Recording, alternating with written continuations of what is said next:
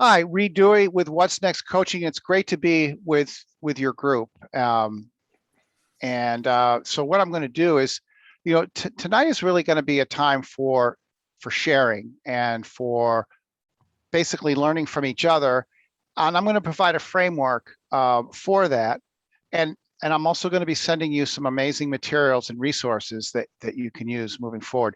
Now, one of the things before we start, I just wanted to say was that having been in a group for 12 years now, I would say I'll speak personally. I'm not going to say it's anybody else. I've done plenty of work, and it's been amazing. And I've had a great facilitator, and then it's sort of gone away. It hasn't stuck, and I think it's something that I think about how, as I work to change myself, how can I sustain the things that I learn? And my hope is that as you think about your own transition, wherever you may be right now, is that it's something that will stick as you move forward and go from there. So we've already talked. I'm not gonna when I go through. I don't have tons of slides, but I'm not going to repeat everything verbatim on the slides. That would be really deadly. But basically, you can sort of see here what we're going to be talking about. And a lot of this is about the framework, and we're going to have plenty of opportunity for sharing and also some individual time for a little bit of reflection. I have a great tool to share, and just I think you'll really hopefully enjoy what it is. So again, the only thing I really want to talk about right now is my own awakening to that life doesn't go on forever. And it wasn't how old I was, but it was how many years left do I have? And that's really what was my kick in the pants in a job that I didn't particularly like, doing a lot of the same work that I did for many years, to say, is this what I want to be doing? And so I basically worked to come up with and think about what would my next passion be. And I frankly didn't know for a while. I really was stuck. But I took some of the things, and we'll talk about this moving forward, around what are the skills and the things and the passions that I have, and how can I translate into something that I could continue to contribute and grow. So that's what I'm doing now. And most of what I'm doing is around individual coaching and helping people, just as we do in the Mankind Project, to look and frame things differently, to look at possibilities in a new way, to open up and sort of look at those limiting beliefs and things that and assumptions that we all have that sometimes get in the way from really doing what we want to do. So I'm just wondering, you can see these transition feelings. I'm not going to go through all of them, but I'm wondering for any of you now, if you're willing to share. And of course, if it's like any group I've been in, this is all confidential. It's being recorded, so you never know. But for those of you who are willing to share, given that it is recorded, and I'm assuming it's not going to be shared with the world, is there anything that people would like to share now about what's going on for them? Maybe a transition or something that is, and what the feeling is, as we like to do in Mankind Project. What's the feeling that's going on for you?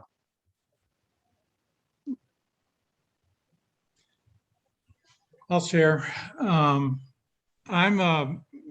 taking my career into a different direction in preparation for semi-retirement. Mm-hmm. And I just today gave notice to one of my part-time employers that I've been with for a few years that has been a stable source of income. Mm. And so I got a little bit of, anticipation of the freedom from that to open up time and energy for our other things. And at the same time, some fear of the unknown and fear of failure in my next adventure. And with that, I'm in. Thank you for sharing that. I have a request. Could we pause the screen share while people are talking so we can see the speaker? Oh yeah. I'm sorry about that. Sure. Okay. Well, and I think, Ken, what you were saying, what's so interesting is that with transition, it's a time of possibility, but it also is a time of unknown and of risk, right? Mm-hmm. Yeah. Anyone else?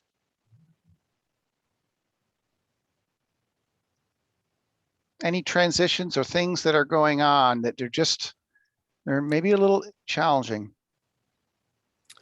Sure, I don't mind mentioning that so I retired this past year after a long career as a psychiatric social worker with veterans who struggle with serious mental illness. And the timing of my retirement coincided with almost exactly with the beginning of the shutdown related to the pandemic. So it was a mixed bag, a real mixed bag for me, because was kind of looking forward to traveling, but I also had intentions to create, to build a private practice, at least part-time. And of course, all of that, was on standby while the pandemic raged. And so that became a very frustrating situation. Thankfully, I had the opportunity to get more involved with MKP, which I did, and that provided just a wonderful transition to really help me focus and stay busy. So I'm in with that. Thank you, Bruce. Anybody have a sort of it doesn't have to be challenging. It could be an amazing transition that's going on right now. That's a change in your life. I do. Yeah. First, I want to back it up about 20 some odd years ago. When I was 51 years old, I sold my veterinary practice. I knew that I was complete there. And what was calling me, my soul, was to do men's work. So to do this work. So I have I initiated in 96 and I sold my practice in 98. So 2 years after. So over the period of time, I've been very invested in MKP, and I lead weekends. I'm a full leader. Oh, wow. And I've done a lot of stuff like in Mexico and so forth. And now I know that I'm at the end of my time as a leader. And it has not been an easy decision, but it's real. It's just like I'm complete. And I have some fear of the unknown, what will fill my soul like MKP has. I had a very noble profession, my veterinary medicine. I loved my profession and it was wonderful. But, it was clear that, my kids were launched, and it was perfectly good timing. So, and this feels very much the same. A lot of the mental calisthenics I've gone through have been very similar both times. So it sounds to me that it's it's a loss for you. It's something that's dear to you. You have passion in both of those areas, and perhaps you've even done work in your own group on that transition and sort of what's going on for you. That unknown is so scary. Yeah. Are you asking me what's going on, or you just you're making a statement? Just statement, yeah. Oh, yeah, okay. And it's exciting. What's the next chapter? But not always exciting. Sometimes it's just plain old scary. It's interesting. Sometimes the changes are forced on you, and other times, like what you were saying, is it Mariano? Yes. Is that you elect to make a change, and it still is difficult to do that. Right. That doesn't make it any easier sometimes. Right. Anyone else have something that's burning around challenging transitions or opportunities? It doesn't have to be challenging, but just things that you might be going through. It could be in your personal life, professional life, could be with a kid, could be with a friend, it could be anything. Yeah, so what's coming up for me right now is I have some relatives who've strung themselves along until a health crisis has forced them into a fairly drastic change, which is turning into real trauma. And I've watched this happen half a dozen times in my family. Yeah. And I have a few other family members who have just seemed to have found a very peaceful and orderly way through these transitions. And so what I'm struggling with right now is for myself and my own family is how do we, face up to the reality of how life will change as all of a sudden this age that I'm at where I never thought I'd be and retirement's staring me down, and how am I going to do this in a graceful way? Yeah, and sometimes I sort of wish that I was a dog because I wouldn't know. I wouldn't know that there was an end, and there is, and it's just, and also it's interesting, Jeff. I hear from you that in a way that there's not as much judgment around your family, and they're not willing to sort of address things, but more how can you learn from that? Is that right? Yeah.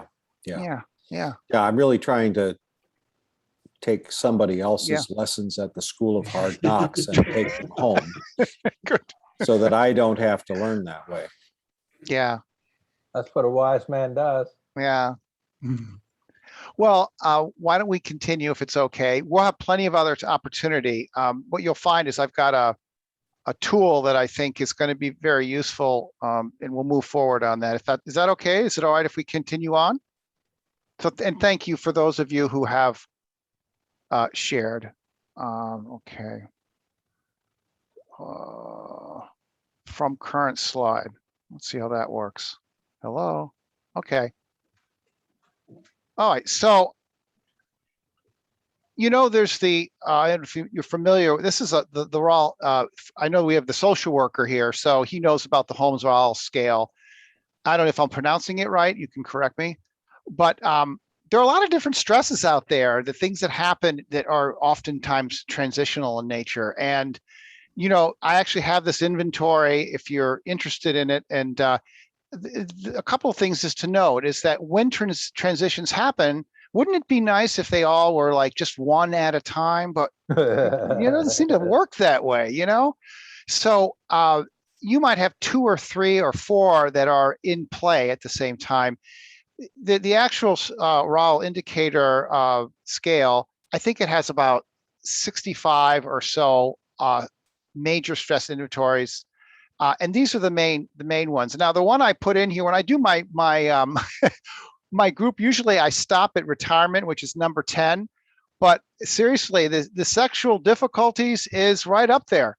And as many of us are older men, that's something that for some people, it's interesting. It's like a major stressor for probably mostly men, but I guess it could be women, but I think probably more men. But you just look at these, and so there are just so many areas that can play and factor into transitions that we may or may not be interested in, that may be giving us stress. Now, and you all know that, of course, when you have these combined stresses, it can change the way you think about things. It can also impact your health. So in terms of transitions, I love these words of thinking about rewirement and refirement, desirement, retirement. These are words that for me come up with possibility, as opposed to we talked just earlier about what are the feelings that come up. And of course, I had dwelled more on the slide of the challenges, but there are obviously positive feelings as well. So one of the other things that, there's not only the Stanford Center for Longevity talks about is, and Richard Bowles came out with one of his, what color's your parachute? His first book, I forget what it was called. I think it was called The 3 Little Boxes or The 4 Boxes. And his whole thing, he wrote this book in the 70s, and it said, why does life always have to be, learning, education, career, retirement, that kind of thing, where we can mix things up and not do them in that order. That was a very traditional approach. And so as we're moving forward, one of the things that my research shows, and of course, we're all different in terms of what we need and want. So, but I would suggest that for many of us, what's going to sustain us and give us optimal joy and happiness would be the giving back, the staying active, and being connected. And as I don't know, many of you are probably familiar with, we have a connection crisis in this country. And there are a lot of people that are, that are not connected, and thank God for Mankind Project. And I'm part of a Rotary Club, and it's been great for me. So there are many ways to stay connected. Now, let's talk a little bit, just a few things. We're not going to be too theoretical here for too long, but the William Bridges transition model has been used for years, and it's really proved the test of time. And you can almost think about it, like there's the stages of grief or whatever. Well, transitions often happen quickly, and it can be a shock. And even as you all were talking about, some of you have planned things. There is actually that time when you decide you're going to leave the veterinary practice. It happened. Even if you planned it, it's done, right? I'm gone now, right? So then there's that neutral zone, and it can be very disorienting. And we all, it says here the neutral zone. Well, I also think of it as the comfort zone, in that we want to stay in a comfort zone, but we can't. That we have to sort of continue, we sort of move forward. But in this period of time in the neutral zone can last for a while, and some of us might even fight it and say, well, I just, I don't know what to do, and I can't figure it out. And I guess, of course, the stress related to, as we talked earlier, can be in play too. But then the good thing to know, and if you talk to people who are older than yourself, for better or for worse, we get through stuff. And I'm not going to say as a coach that if you don't have a coach, you're not going to get through it. Of course you are. The question is, are you going to get through it in the way that you want? And are you going to challenge your assumptions and the things, the way that you're leading your life, that could possibly make for the life that you dreamed that you could have and maybe didn't really think you could? So that's a tall order. We play the game of life, and you think about the things that worked out for you. It's when you made it happen. It usually wasn't someone handing it to you. So just a little more framework. One of the certifications I got was through an organization called Retirement Options, and it basically looked at what is life part of, what goes into life. And while it's called Retirement Options, and they have a tool to help people prepare and be ready for and think about life in retirement, I like the tool because it basically it really encapsulates life. So take a look at these different areas. So whether you're working or retired, career and work is about your identity and how you're contributing, whether you're paid or not. Health and wellness, of course, is very important in the finances, and the family and relationships.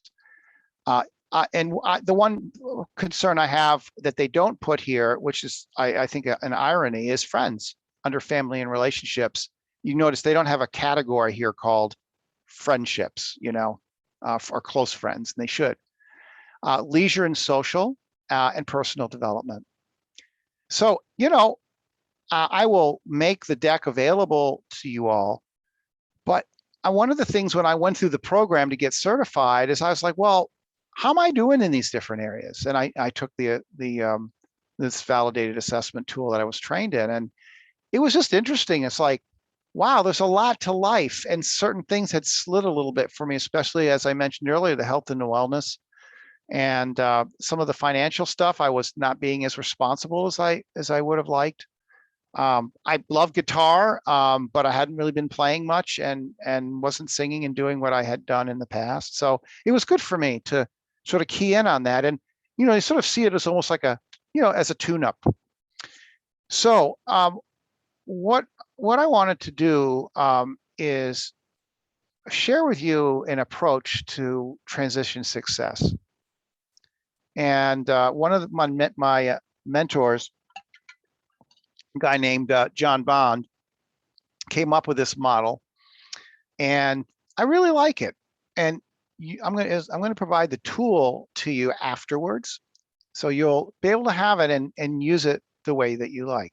But there's a basic framework, and the first is to get clear and to think about what is it that you really want. You think about, like, if you were to work tonight, what do you want to work on? As we do in the Mankind Project, MKP. But it's a little more broad. It's sort of like, it's like closing your eyes and really centering yourself and getting away from all the stuff that gets in the way, and in a sense, letting it come from a deeper place. Well, that's how it works for me. For you, it might be on a lake. It might be wherever. It might be, I won't even go where it could be. You have your places. In getting connected, and with those 3 areas of core values, areas of wellness and well-being, and we'll talk about these, and life purpose and desired outcomes, and then to get going. And wherever you are right now, you're on a journey. And even if you don't have a huge transition going on at this point, you're transitioning every day, and you're making choices every day, whether in fact you do or you don't. I had a client today, and she said to me, well, I sort of feel like by not making a choice, I'm actually making a choice. And to her, that was inspiring, because she realized that by not doing what she needed to do, an opportunity was being lost. It was something that she was doing, but it wasn't intentional, as we were talking about in the title of the program. So what I'd love if you would be willing to do is right now, just for a minute or two, individually, is what do you want to do, say in the next 5 years or 2 years, whatever, however you want to define that. What does it look like and feel like? The messages, ideas, and images that come up, and feel free and have courage to dream. This particular exercise, we're not going to be sharing each of our dreams or whatever, but would you all be willing to take a stab and just take a couple of minutes and take bullet points or whatever you want to do, and think about what is it you want to do right in this next chapter, wherever you are right now. Is that okay with folks? Yeah. So I'm just gonna leave this up here. Whoops. Sorry. And if you can, those are sort of the questions that might spur your thinking. We'll just do this for a couple of minutes, and I'll just be quiet.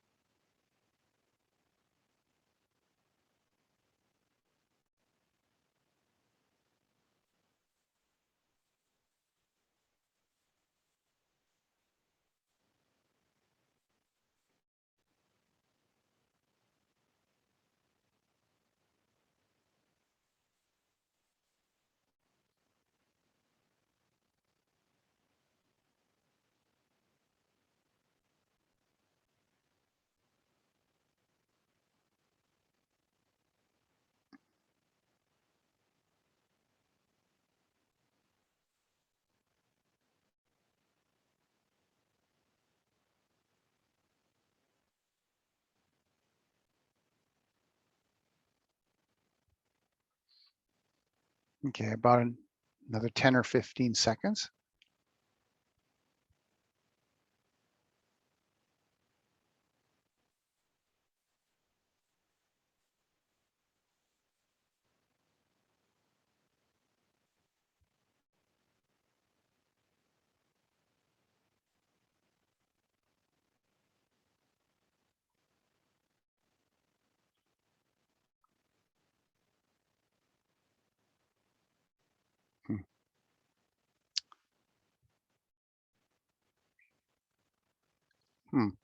Oh, what's going on?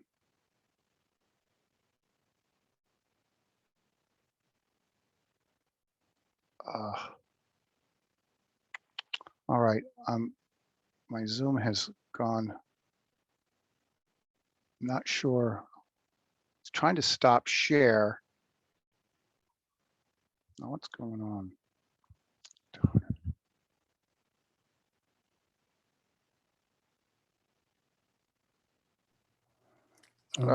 Reed, whoever's the primary host might be able to stop it for you. I don't. It's not letting me.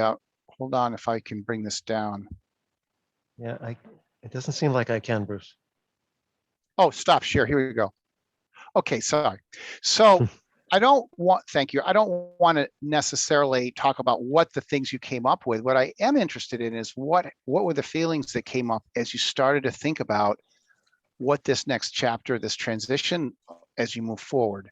What feelings came up for you as you did this? Anybody want to just throw out some thoughts? For me, it was a combination of excitement and a sense of purpose. Mm-hmm. Same here. Excitement, direction, some clarity. Mm. You know, somewhere to be going Mm-hmm. instead of being stuck in the I don't know. Mm.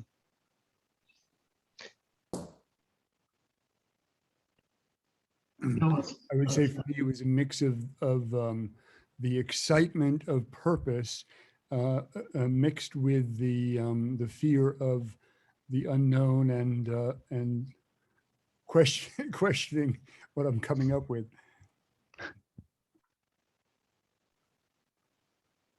Well, you had the courage to throw out some things. And, you know, our brains are very good at saying, no, you can't do that. No, you can't do that. How could you think you could do that? That's just, that's how we've protected ourselves through life.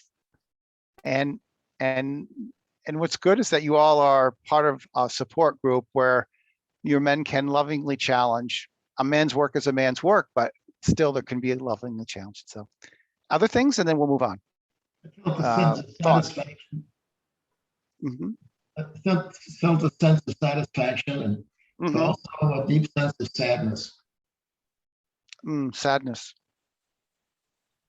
Some of the things I can see are probably not going to happen. Yeah. How about that? Does happen, doesn't it? Yeah. So, you know, it's amazing. I think for all of us, I'll just speak for myself. We get busy and we get in our little, you know, think of it like being an ant in an anthill, and you're doing your job, you're doing your thing, you're supporting other people, and yes, you might be in a mankind group, an MK, you know, you might be in a group, but the point is that sometimes that reflection and being able to really dig deep down and think about it. And I encourage you to continue to do that. But it's not all a picnic. So let's go back to the slideshow. Okay, let's see.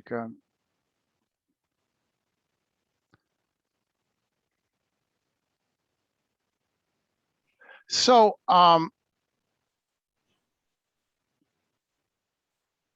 so the thing about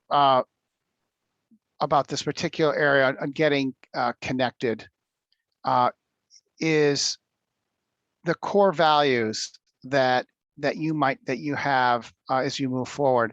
And so what I'd like to share with you is what you might be learning about yourself related to what your core values are, what's most important to you.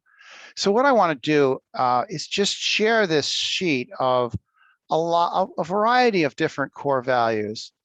And I just want you'll be getting this material, so you don't, but I just want you to sort of think about which ones sort of, you know, might jump out for you in terms of your core values.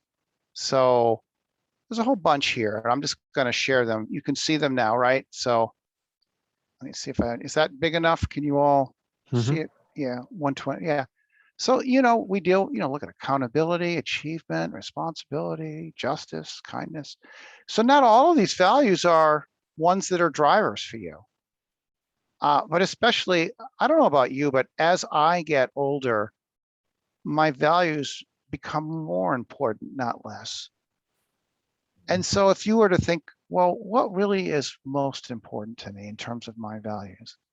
If you had to pick 5 of these, what would they be?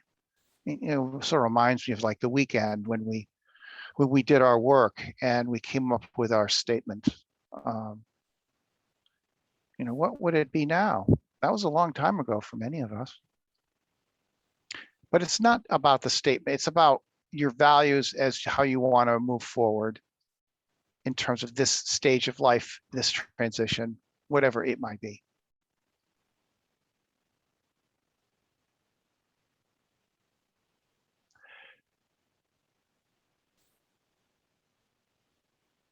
So as you look at this, there may be some values that you think, well, this one's really important to me, but I've never quite said it. Like, for example, you might say, like risk taking. You know what? That is really important to me.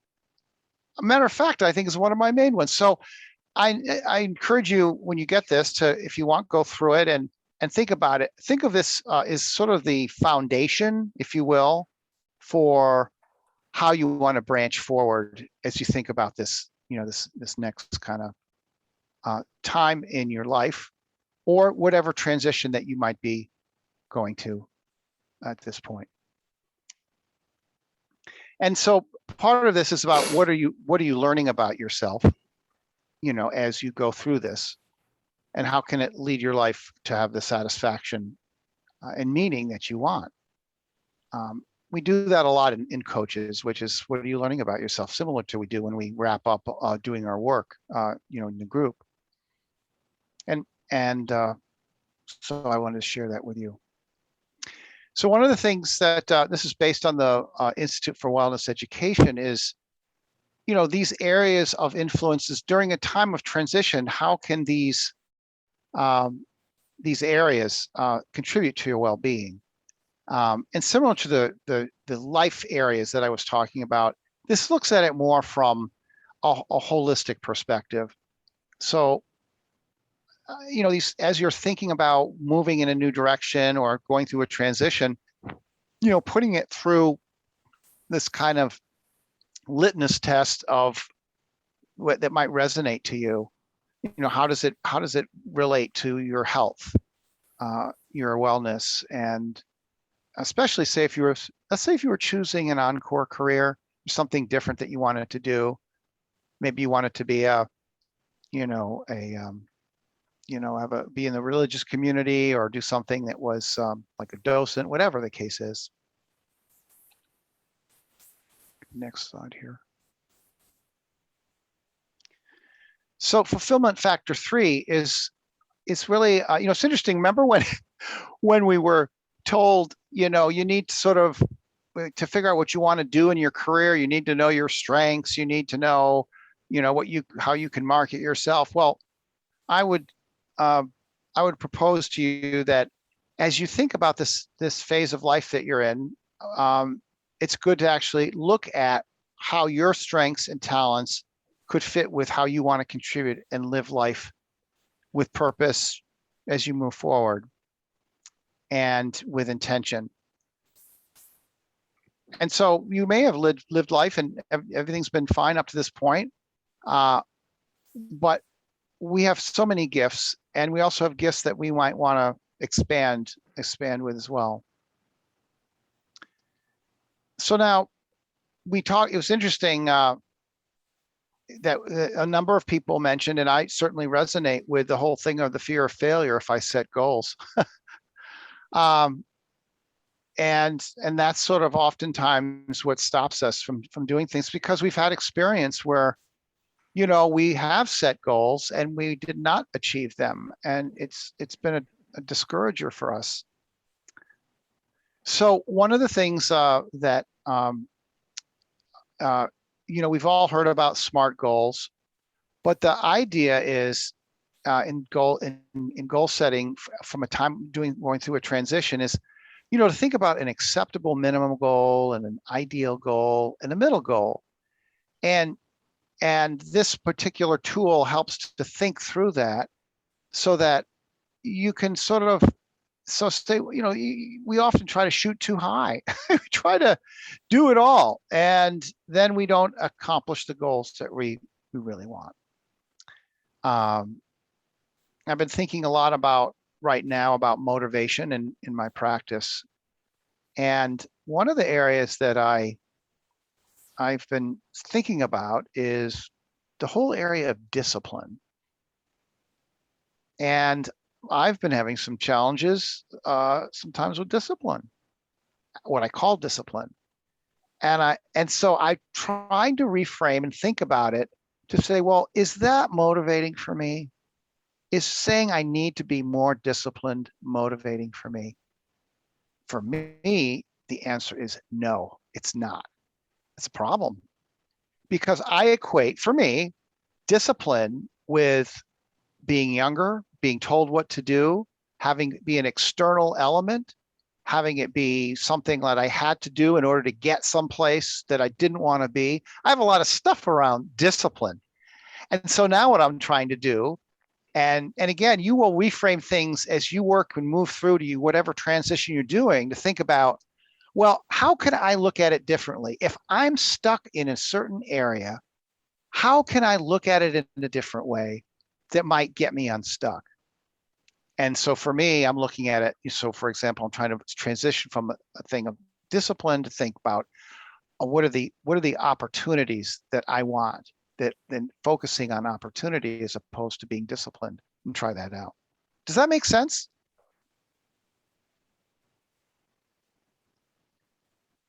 So we all have, one of the nice things about being with the combined wisdom in this group is that I'm sure we're going to have a lot of time to share very soon.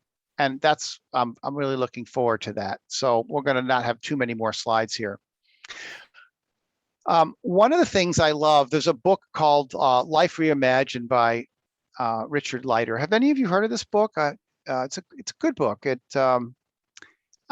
And he talks about sort of how you move forward in this process of life planning.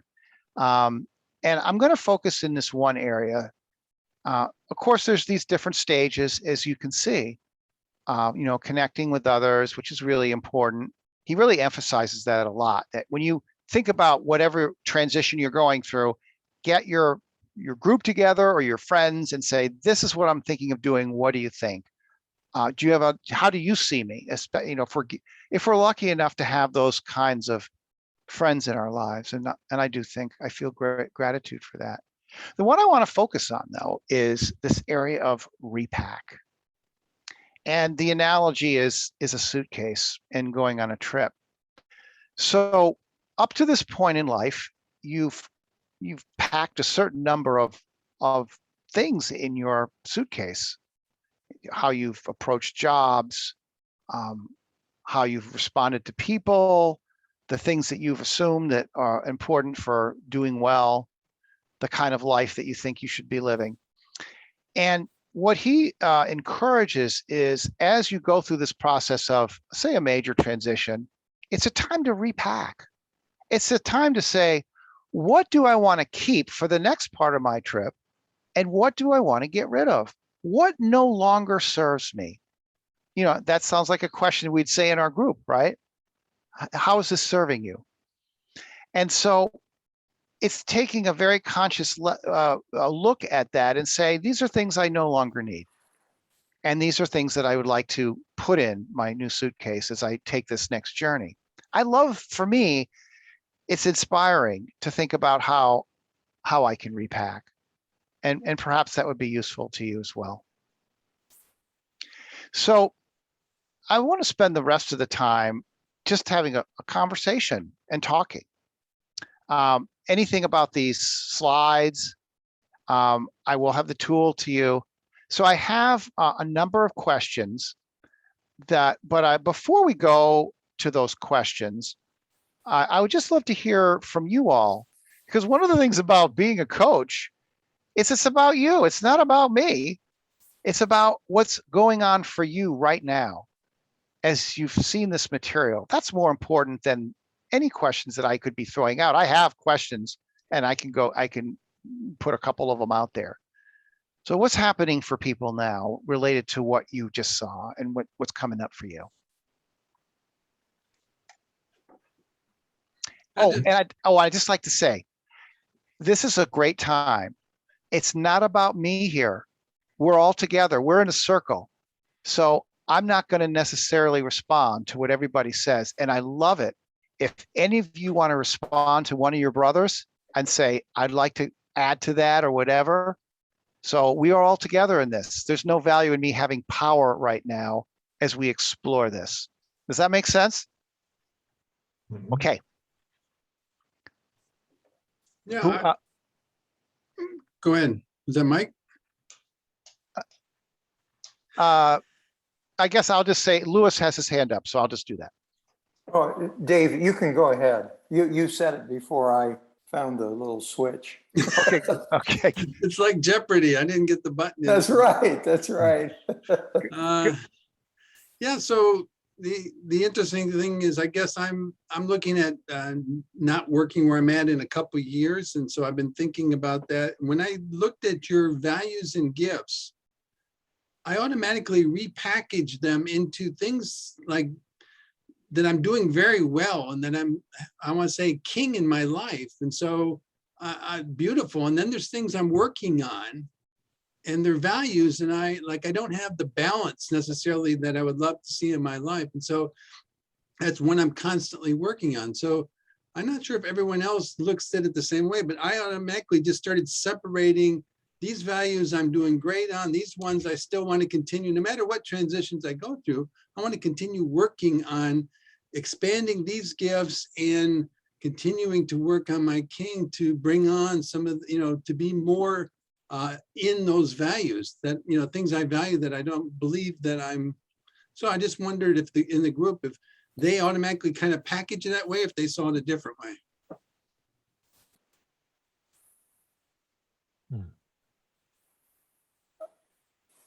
I don't have an answer to that, but I have a personal anecdote to share, and that is that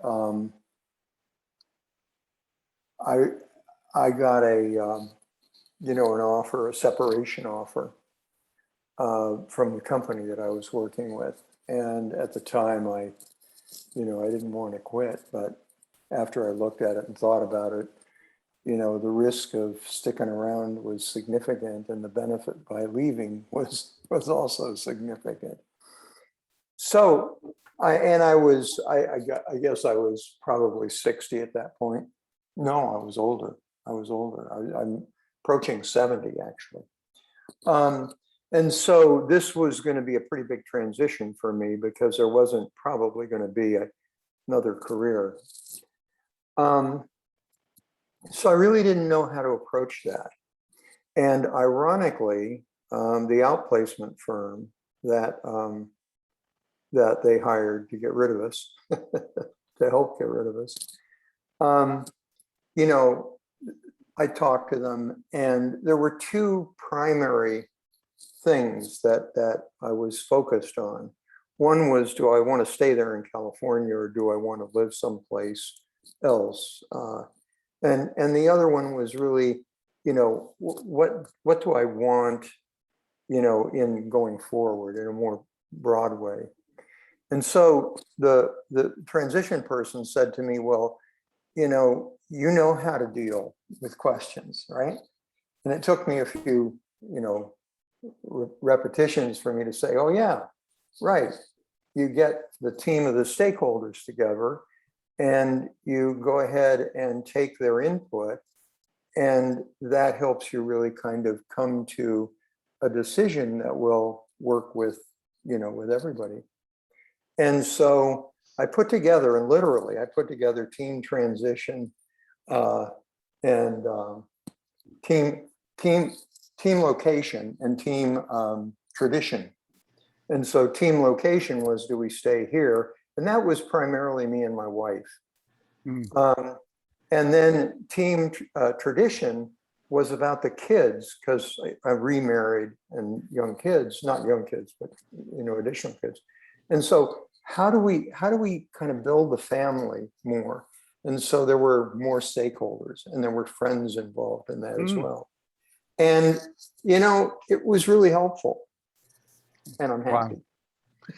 Wow. And you came up with a process that really worked for you. Yeah. Anything else related to the presentation, something that triggered you in a whatever way it might be? Otherwise, I can, there's some questions that I have, which I do not need to get to, but any other thoughts that came up for people around transition and change? And you're heading into this amazing weekend that Michael has put together. Yeah, I'm Mike Timberwolf. This brought up a lot for me in that my career came to a close because of COVID. I was in conventions and trade show industry, and it completely died. So since since March of 2020, I've been looking for a job, and had some interviews, had some great interviews for great positions, and nothing came through. So last October, I started my own consulting business. And I took some coaching from somebody in this room, Frank, and he helped me a great deal. And so lately I came to the decision that a new full-time job may not happen for me. In fact, I submitted 20 applications to my previous employer who let me go. And I was qualified for all of them. And I got 19 rejection letters without interviews and 1 interview. So I was becoming extremely frustrated.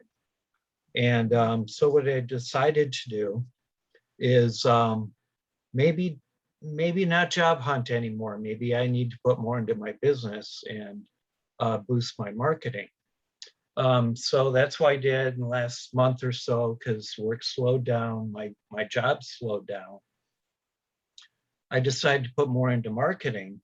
And then a couple days ago, nothing had resulted from the marketing yet, but somebody found me out of the blue, kind of organically, and hired me to consult for him. And it's for something that isn't really my strength. He wants me to write copy for his website. And he happens to be a ex-professional soccer player. And he's opening a soccer academy in Miami. So he chose me to write his web copy, and I've hardly ever done that. I've done it a few times in my career, but not for many years. And he told me that he liked me and he had confidence in me to do it. So what a total surprise. What a total turnaround from 2 days ago. And I know I can do this. I have fear about it, but in the end, I know I can do it. And it's like the universe just switched. Yeah. Isn't that wonderful when something like that happens, and you don't really see yourself in that way, and it's an opportunity that comes up. Other things that are coming up for people when they think about this topic of transition with intention. Anyone else? So go ahead. Yeah, I just raised my hand. I guess you didn't see. Oh, I'm sorry. Sorry, Frank. So Frank, you're a coach as well, is that right? I've done some transition coaching, yes. Great. Some of that, I'm very familiar with the Bridges work.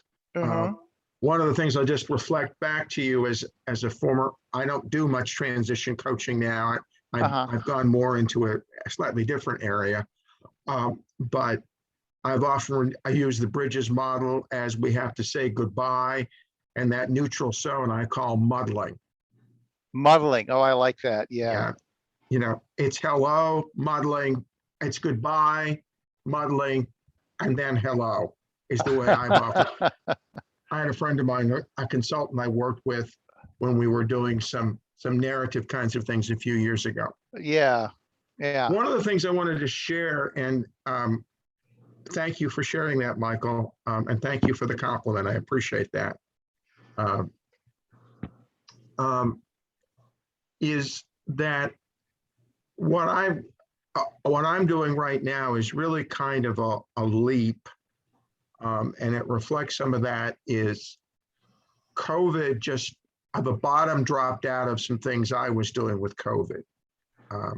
I've been a workshop facilitator. I do a lot of work with labyrinths, and spirituality has been an area that I've been involved in for a long time. I've done a couple of labyrinth workshops here for MKP in the Summer Gathering, and relating that to the hero's journey, but the bottom dropped out.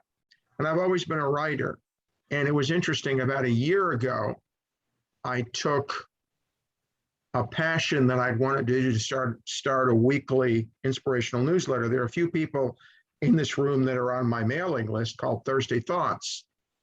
And I just celebrated 1 year of doing it. And the mailing list grew from about 20 or 25 people that I knew that I just sent it to. And I haven't done much marketing with it, but I have a list of over 100 people it goes out to.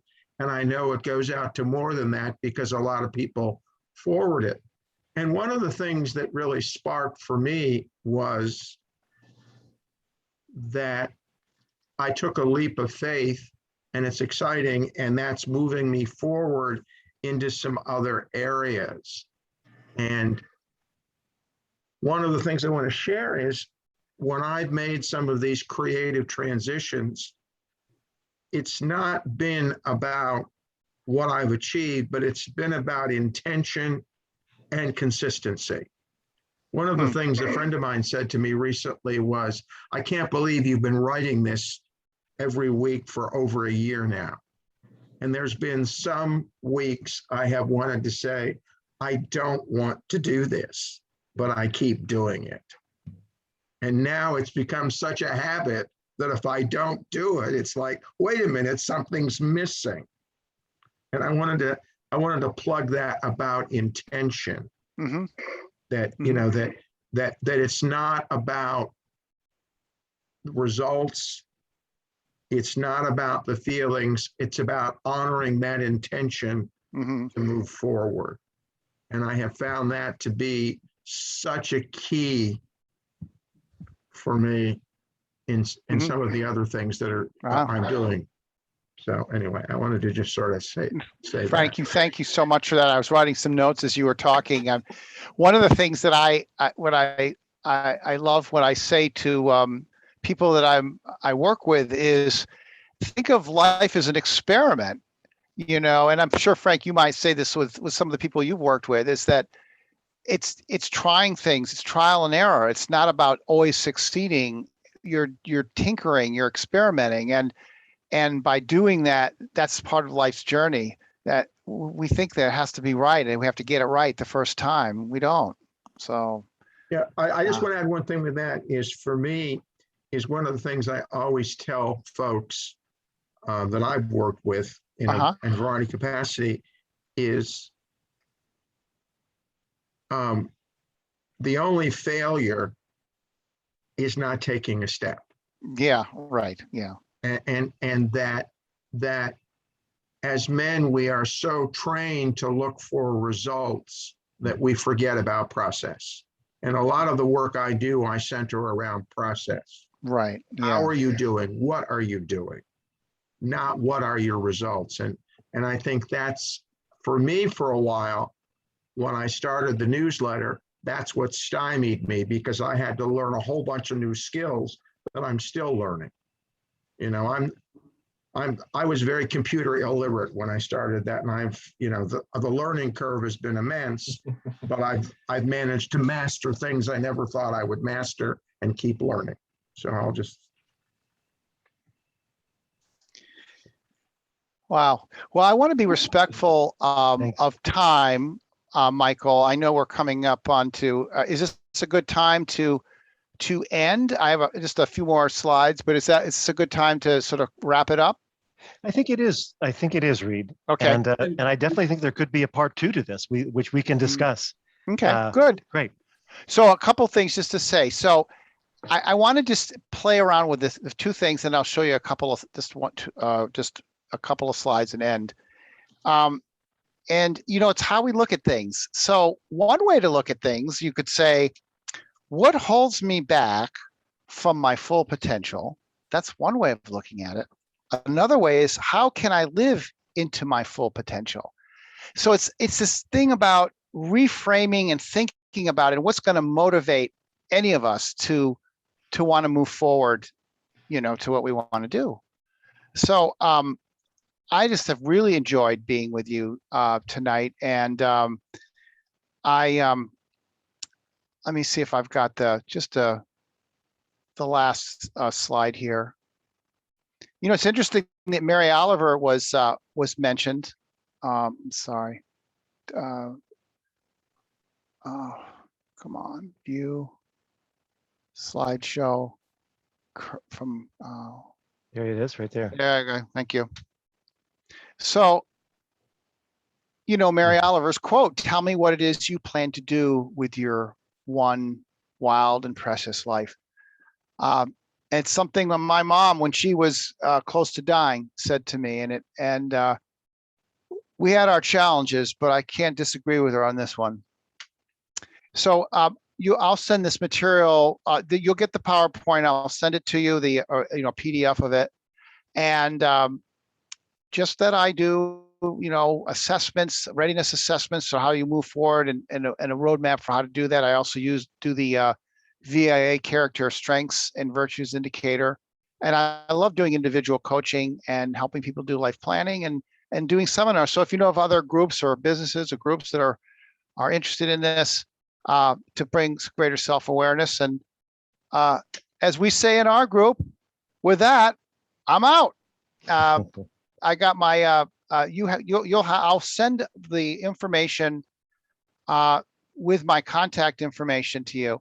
And here's something that I would ask, if you'd be willing, is for those of you who are on tonight, and I took down your names, I would like to put you on my mailing list, which I only send out an email once usually every 3 weeks. I don't bombard people. If you don't want to be on it, just say when I send the email to you, that not the one with the materials, not like I'm not putting you on. Just say, Reed, I don't want to be on the list, and I won't put you on. The people who are not here, I might ask them if they would like to be on the list, but I will not put them on automatically because they were not here. Feel very strongly about staying in integrity that way, because I do have the list, because it was shared to me with Mike. So rest assured, there won't be any abuse of that. So thank you so much. I really enjoyed being here. What a gift you all are, and thank you for having me. Oh. Reed, that was absolutely fabulous. Thank you so much. Really, Thank you. Indeed, give it like a wonderful. good, absolutely really good stuff. And I'm definitely going to check back with you in this, but we'll look forward to getting the material as well. I'm sure most everybody will appreciate it. So just a couple minutes just to wrap things up for tonight. I'm talking about consistency and intention. I just want to acknowledge that this, from the conception of the idea, Jeff Tate, John Warren, who else is on the call? Philip Harris, Bruce Cornwell have been part of the planning team of putting this together. A number of you know we had so hoped that we might be able to do something in person at our wonderful Camp Wakiva, but we, in full integrity, realized as we moved towards that hope that it wasn't going to happen, so we shifted, and this is just an intent. So Jeff, give a John, Bruce, Philip, and Ken Wynn, thank you so much, and Lou for stepping up and helping us with the opening. Mike Wolf was part of that team. Mike Wolf, there he is. I'm sorry. Thank you. Mike Wolf has been fabulous through all of this, as he has every single year with Summer Gathering. Absolutely. So So Reed is good. So the Zoom room will be open tomorrow by 8:45. Same sort of idea. The 9 o'clock session, Frank is on with becoming a fierce and tender man. So I hope that you guys will get a good, nice big cup of coffee. Frank always does a fabulous workshop. So Frank's on at 9. At 10 o'clock, Mr. Jeff Tate is going to give us a deep dive into little boys